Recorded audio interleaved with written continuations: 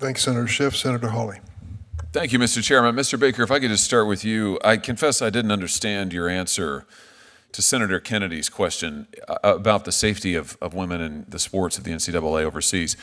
Did you say the federal law requires the NCAA to permit biological men to play in women's sports? No, I said there have been 5 cases in federal court in the past 18 months. And okay, because I thought you told him that federal judges sided with participation. The reason the NCAA couldn't take a position on this, in fact, you have taken a position on it, you're affirmatively permitting biological men in women's sports, but you said to him it's because of federal law. There's no federal law that requires it, right? The relevant federal law is Title IX, is it not?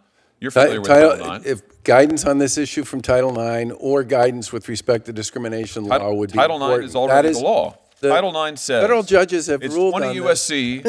Section 1681A. By the way, let's just dispense with that canard. No federal court has ordered the NCAA to include biological men in women's sports, right? Actually, there's not a single case that has ordered the NCAA to do so, correct? That's pretty much what they decided in the San No, don't Jose say pretty case. much. We're talking about the law here. Yes, I know. And you actively dissembled to Senator Kennedy just a second ago.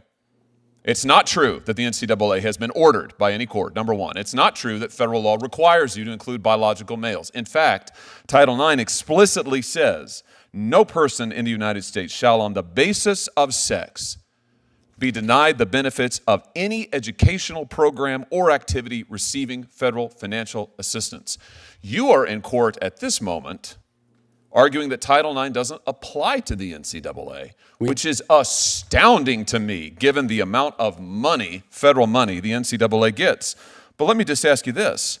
Senator, a total of 5 teams, 5 women's volleyball teams, Wyoming, Southern Utah, Utah State, Nevada, and Boise State all had to forfeit 7 games in their conference play, NCAA conference play this past year, women's teams, because a biological male, under your rules, was playing on a rival's team.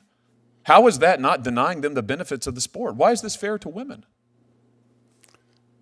And when that issue went to federal court, the judge sided with participation. No, the NCAA did not go to court. No, that is not true. The federal judge made the decision with respect to the issue you just raised. Your rules have not been tried in federal court. And your rules explicitly permit biological males in women's sports. And I am asking you, why is that fair to the women? All of these women on these teams had to forfeit games and therefore a chance to compete in the championship because of your rules. And I want to know, why is that protective of women? That's my question. So far, the federal government on the court side has issued decisions several times. No, I'm not asking you about the year. courts. I know what the courts have done. Not one of them has their ordered the interpretation of federal NCAA. law. This is your policy, which you will not defend because, frankly, it's indefensible. Why are you, Mr. Baker, why are you allowing biological men to play in women's sports? Because we believe that's consistent with federal policy. So we're right back to your testimony is you believe you're compelled to do it by federal law. You would change it otherwise? We believe our policy. I said in my opening comments to Senator Kennedy, the clarity on this issue at the federal level would be very helpful. Oh, that is such a cop-out. In other words, somebody else please do it for us. Keep sending us the money. We'll go to court and argue that Title IX doesn't even apply to us. We do not take a dime in federal money, not a dime. Is that why you're arguing Title IX doesn't apply to you? Yes, part of it, yes. You honestly think you shouldn't be subject to Title IX?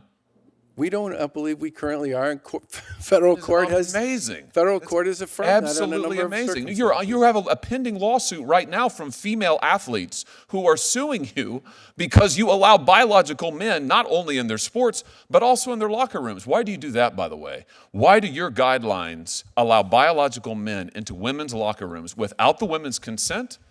Without the women's foreknowledge? Why do you do that? That's not what our guidelines say. They do say that. I've got them right here. Your guidelines say that transgender student athletes should be able to use the locker room, shower, and toilet facilities in accordance with their gender identity. And here they are, right here. And then everybody else should have an opportunity to use other facilities if they wish to do so. Okay, so the burden's on the women. So if the women then want to move to a different facility, in other words, if they want to abandon their own locker room, you're saying that they should have to do that?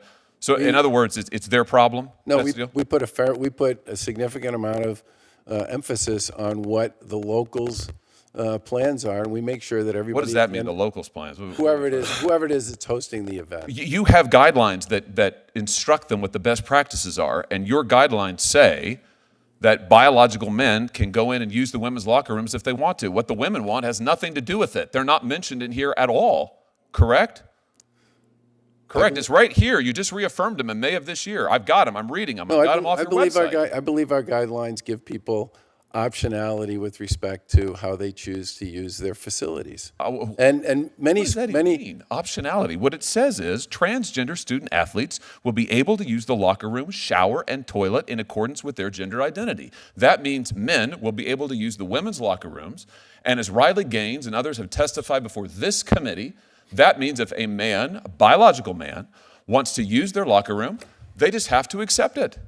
Or else the women have to go somewhere else. They've got to go find an alternative. Why is that fair? We told the local folks who've hosted our tournaments they need to create accommodations for the people who are playing. You know, so it's the feds on the one hand, it's the locals on the other hand. The only person who doesn't seem to bear any responsibility in this is you and the NCAA, who are the governing body.